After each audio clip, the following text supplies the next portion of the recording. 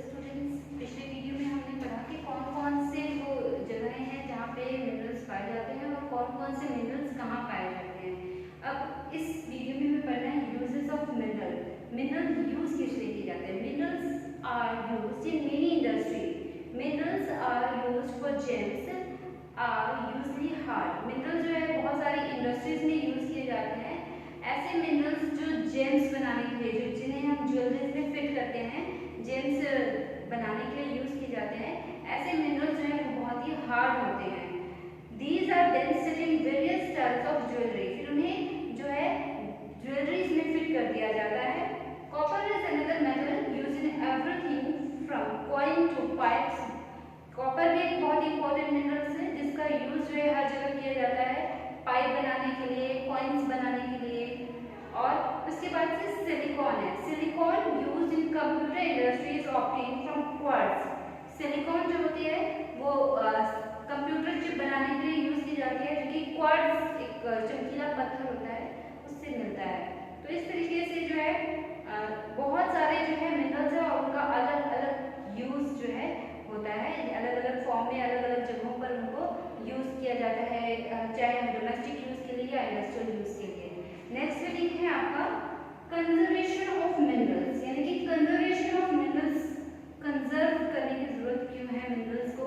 Conserve मतलब किसी चीज को सुरक्षित करना, तो वो सुरक्षित करने की या उसको कंजर्व करने की, प्रोटेक्ट करने की जरूरत क्यों है?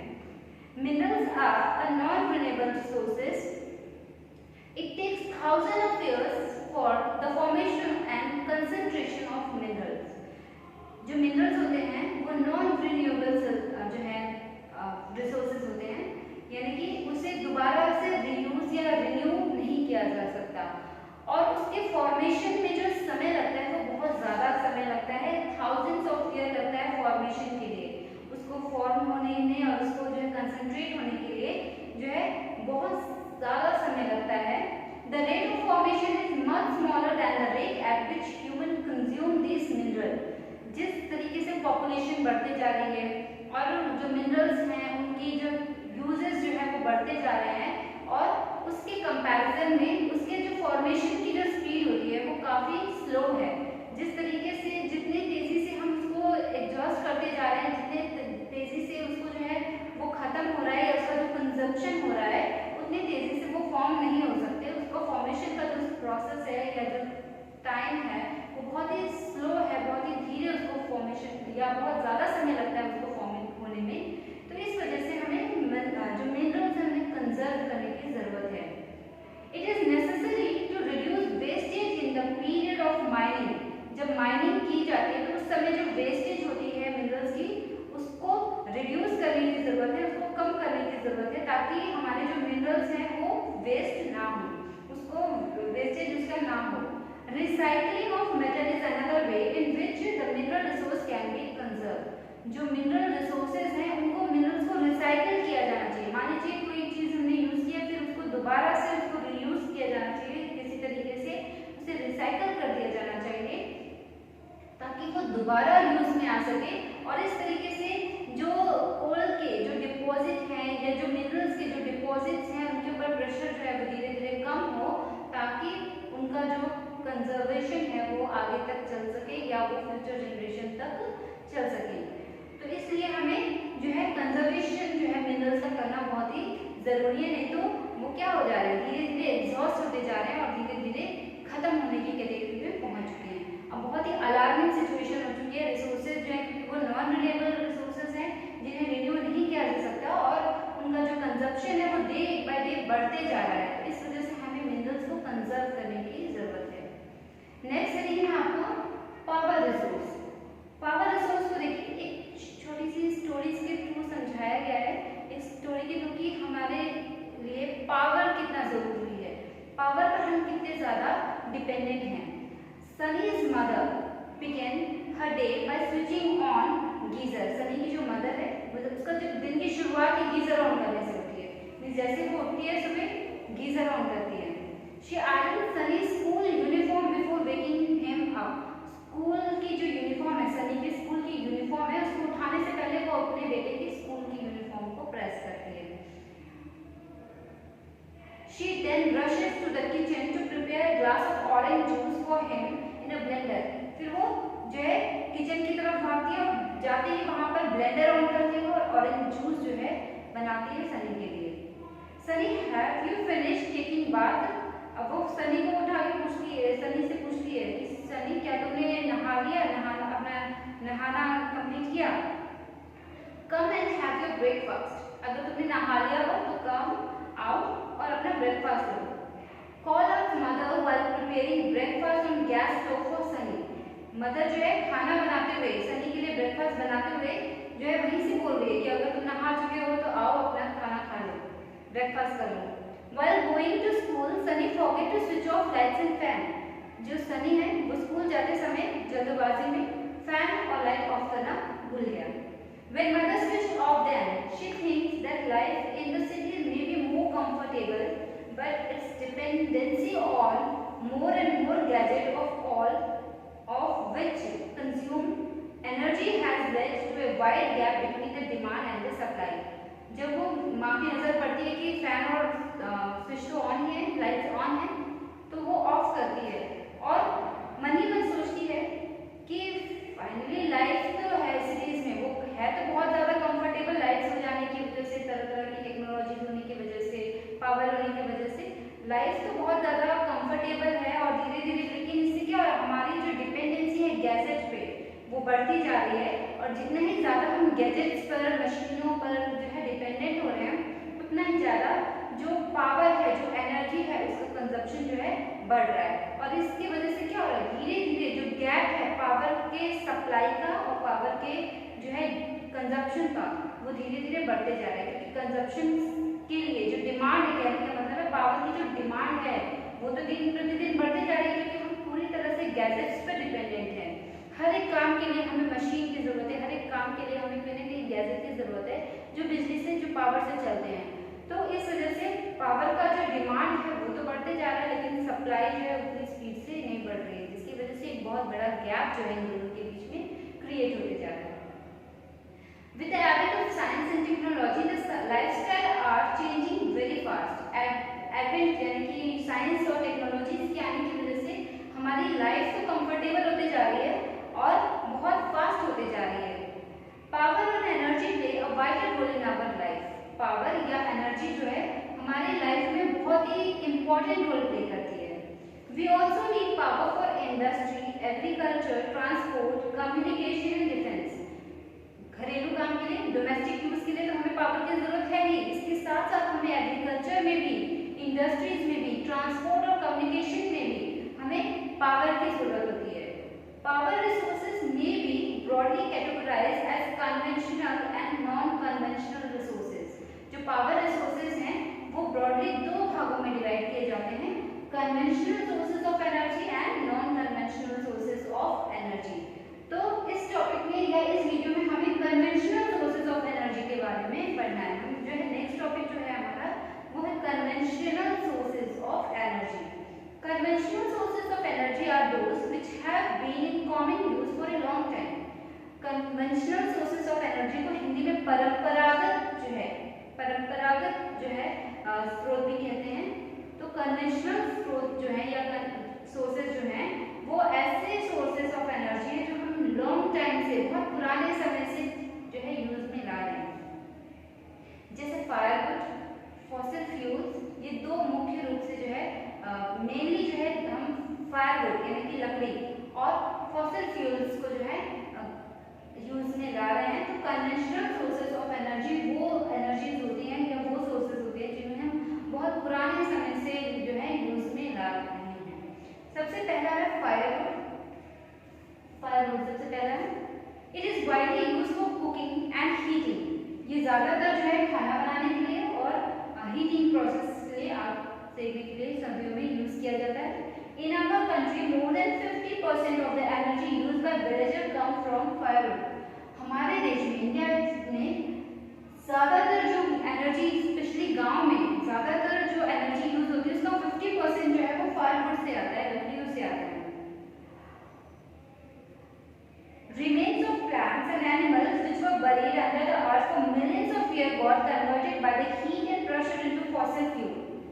जो बहुत साल पहले जो है जो पेड़ थे और जो एनिमल्स के रिमेन्स थे वो बहुत साल पहले जो है वो अर्थ में दब गए थे और बहुत मिलियंस ऑफ ईयर्स के बाद वो हीट जो जमीन के अंदर जो हीट होती है, जो प्रेशर होता है, उसके प्रेशर और हीट की वजह से वो फॉसिल फ्यूल में कन्वर्ट हो गए थे। Fossil fuel such as coal, petroleum and natural gas are the main sources of conventional energy. जो फॉसिल फ्यूल्स है जैसे पेट्रोलियम, कोयला, नेचुरल गैस जो है ये main source of conventional energy है, यानी कि ये भी क्या कन्वेंशनल सोर्सेज ऑफ एनर्जी की कैटेगरी में आते हैं। The reserve for these minerals are limited। ये जो मिनरल्स हैं इनके जो रिसोर्सेज हैं, इनके जो डिपॉजिट है वो बहुत ही लिमिटेड हैं। The rate at which the growing world population is consuming them is far greater than the rate of their formation। जिस तेजी से पॉपुलेशन बढ़ रही है, जिस तेजी से हमारी डिमांड बढ़ रही है, हमारी डिपेंडेंसी गैजेट्स पर बढ़ रही है, उस तेजी से ही पावर की डिमांड बढ़ती जा रही है और कंजप्शन जो है वो मिनरल्स का बढ़ते जा रहा है। और इसकी जो फॉर्मेशन की जो रेट है, इसकी फॉर्मेशन की जो स्पीड है वो काफी स्लो है। So these are likely to be exhausted soon, जिसकी वजह से ये बहुत जल्द एग्जॉस्ट हो जाएंगे, खत्म होने की कगार पे आ चुके हैं और बहुत जल्द ये एग्जॉस्ट हो जाएंगे अगर यही स्पीड मेंटेन रही कंजप्शन की तो। नेक्स्ट है अपना कोल, कोयला। It is the most abundantly found fossil fuel. It is used as domestic fuel in industries such as iron and steel, steam engines, and to generate electricity. जो कोयला है ये ज़्यादातर abundantly used fossil fuel है, यानी कि ज़्यादातर इस fossil fuels को यूज किया जाता है और इसका डोमेस्टिक यूज भी किया जाता है। घर में कोयला जो है जलाया जाता है, सर्दियों में आग सेकने के लिए या खाना बनाने के लिए भी यूज किया जाता है इसका। इसके अलावा इंडस्ट्रीज में इसको यूज किया जाता है, iron industry, steel industry, steam engine में इसको यूज किया जाता है और इलेक्ट्रिसिटी जनरेट करने के लिए इसका यूज किया जाता है। Electricity from coal is called thermal power. कोयला जलाकर जो इलेक्ट्रिसिटी जनरेट की जाती है उसे थर्मल पावर कहा जाता है। The coal which we are using today was formed millions of years ago when giant fens and swamps got buried under the layers of earth. Coal is therefore referred to as buried sunshine। ये जो कोयला है अभी तुरंत बताया था, सबसे पहले बताया भी मैंने कि जो कोयला है कैसे फॉर्म हुआ है। जो बहुत बड़े जो पेड़ थे और जो एनिमल्स के जो रिमेन्स थे वो दलदल में और जमीन के नीचे दब गए थे और बाद में वो जमीन के अंदर जो प्रेशर होता है, जो हीट होती है, उससे फिर वो फॉसिल फ्यूल्स में और पेट्रोलियम में, कोयले में कन्वर्ट हो गए थे। तो इस वजह से कोयले को जो है बरीड सनशाइन भी कहा जाता है। The leading coal producers of world are China, USA, Germany, Russia, South Africa and France। जो लीडिंग कोल प्रोड्यूसर्स हैं पूरे वर्ल्ड में वो हैं USA, Germany, Russia, South Africa और France. The coal producing area in India, India में जो कोल producing area है वो है रानीगंज, झरिया, धनबाद और झारखंड का Bokaro area. Next petroleum. The petrol that keeps your car running as well as oil that keep your cycle for speeding both begin as a thick black liquid called petroleum। जो हमारी जो car है जो चल रही है या हमारी जो मोटर बाइक्स हैं वो चल रही हैं या हमारी साइकिल भी जब आवाज़ करने लगती है तो हम उसमें कुछ लिक्विड डालते हैं और वो जो लिक्विड होता है वो पेट्रोलियम होता है। It is found between the layers of rock and is drilled from oil field located offshore and coastal area। ये जो पेट्रोल है ये ऑयल फील्ड जो है जो कोस्टल एरियाज होते हैं, नदी के आसपास के जो एरियाज होते हैं वहां से ड्रिल करके निकाला जाता है। This is then sent to refinery with the process, क्योंकि वो जब ये निकाला जाता है ये क्रूड फॉर्म में होता है, कच्चे तेल के फॉर्म में होता है, फिर इसे रिफाइनरीज में भेजा जाता है। ये क्रूड ऑयल जब रिफाइनरी में जाता है तो वहाँ इसे प्यूरिफाई करके अलग किया जाता है, डीजल अलग किया जाता है, पेट्रोल, केरोसिन और फिर उसमें से जो है वैक्स जो है पेट्रोलियम जेली जो है वो सारी चीजें जो है अलग की जाती हैं और इस तरीके से जितने भी पेट्रोलियम में जो भी चीजें मिलती हैं सबको मिलाकर कहने का मतलब है पेट्रोलियम को ब्लैक गोल्ड कहा जाता है, क्योंकि पेट्रोलियम से निकलने वाले हर एक चीज बहुत ही ज्यादा कॉस्टली होती है। The chief petroleum producing country, यानी कि जो सबसे ज्यादा पेट्रोलियम प्रोड्यूसिंग कंट्रीज हैं वो हैं ईरान, इराक, सऊदी अरेबिया और Qatar. The other major producer are, यानी कि इसके अलावा भी कुछ प्रोड्यूसर है, मेजर प्रोड्यूसर है, वो है USA, Russia, Venezuela, Algeria. The leading producer in India are, India में कहाँ जो है प्रोड्यूस होता है पेट्रोलियम, वह है Digboi in Assam, Bombay High in Mumbai, and the deltas of Krishna and Godavari rivers. Krishna और गोदावरी नदी में जो डेल्टा है वहां पर पेट्रोलियम प्रोड्यूस किया जाता है। नेक्स्ट है नेचुरल गैस।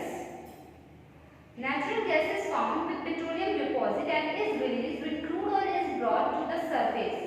नेचुरल ऑयल जो है वो जो है पेट्रोलियम के डिपॉजिट के साथ ही रहता है, और जब पेट्रोलियम को जो है निकाला जाता है, या कहते हैं क्रूड ऑयल को जब निकाला जाता है तो वहीं से नेचुरल गैस भी निकलती है।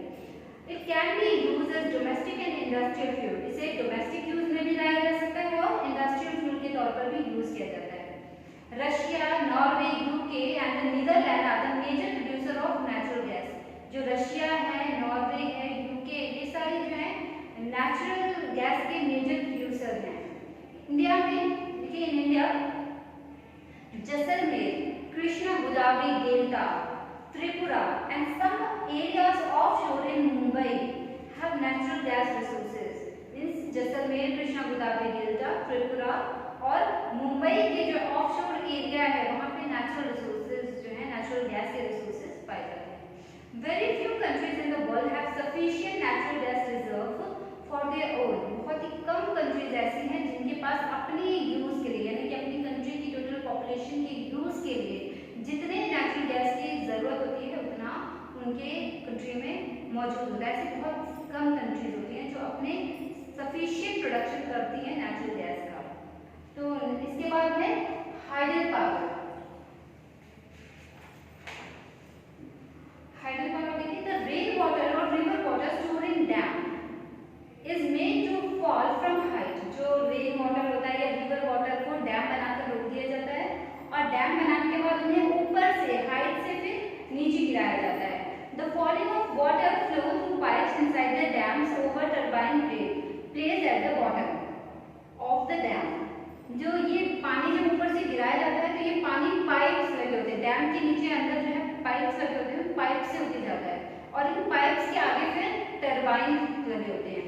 जब ये पानी स्पीड से जो है ऊपर से गिरता है और स्पीड से फिर उन पाइप से जाता है तो टरबाइन के जो ब्लेड्स होते हैं वो मूव करने लगते हैं, और टरबाइन के जो ब्लेड्स होते हैं फिर वो जनरेटर से कनेक्ट होते हैं, और इस तरीके से जब टरबाइन का ब्लेड्स मूव होता है तो इलेक्ट्रिसिटी जनरेट होती है। This is called hydro electricity. अभी मैंने बताया था कि कोयले से जो इलेक्ट्रिसिटी प्रोड्यूस होती है उसे थर्मल इलेक्ट्रिसिटी कहा जाता है या थर्मल पावर कहा जाता है, और पानी में डैम के थ्रू जो इलेक्ट्रिसिटी जनरेट की जाती है उसे हाइड्रो पावर कहा जाता है या हाइड्रो इलेक्ट्रिसिटी कहा जाता है। इसके बाद ये जो पानी होता है उसको फिर इरिगेशन पर्पस के लिए यूज कर लिया जाता है। 1/4 of the world electricity is produced by hydro power. ये जो पूरे वर्ल्ड में जो बिजली प्रोड्यूस होती है उसका 1/4 हिस्सा जो है वो हाइड्रो पावर से जनरेट किया जाता है, यानी पानी में डैम बनाकर प्रोड्यूस किया जाता है। The leading producer of hydro power in the world are, यानी कि पूरे वर्ल्ड में हाइड्रो पावर प्रोडक्शन के मामले में जो लीडिंग प्रोड्यूसर जो है वो है पैराग्वे, नॉर्वे, ब्राजील और China. Some important hydel power station in India, यानी कि इंडिया में हाइडल पावर स्टेशन कहाँ पे हैं? भाखरा नागर, Gandhi Sagar, Nagarjuna Sagar and Damodar valley projects. तो यहाँ पर जो है यहाँ पर जो है वो हाइडल पावर जनरेशन के जो है स्टेशन बनाए गए हैं, पावर स्टेशन जो है लगाए गए हैं। तो इस तरीके से आपका जो है non conventional sources of energy खत्म होंगे, जिसमें हमने फायर, कोल, पेट्रोलियम और नेचुरल गैस, हाइड्रो पावर के बारे में पढ़ा। तो ये सारे जो हैं ये आपके कन्वेंशनल सोर्सेज ऑफ एनर्जी हैं। That's all.